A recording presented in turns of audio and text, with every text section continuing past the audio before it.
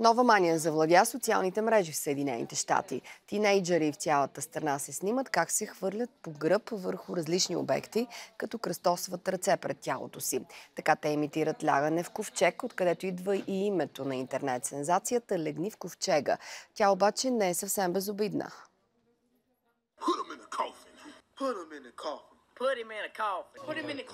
Видеоклипове на потребители, които лягат в ковчега, могат да бъдат видяни в YouTube. На тях се вижда как тинейджъри се хвърлят по гръб върху купчини с хартия, щандове в супермаркети и капаци на коли.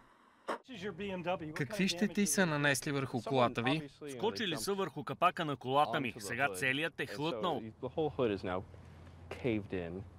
28-годишният Джеймс Макхю открива неприятната изненада, след като се събужда.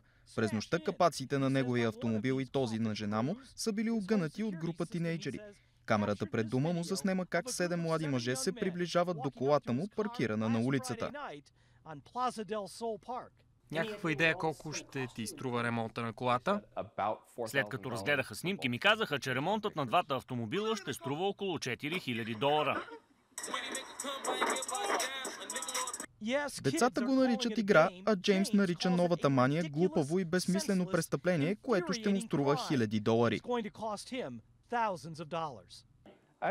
Труди се здраво, само за да си дадеш парите за 10 секунди забава на някой друг. Много е дразнещо. Манията за сега не е излязла извън пределите на Съединените американски щати.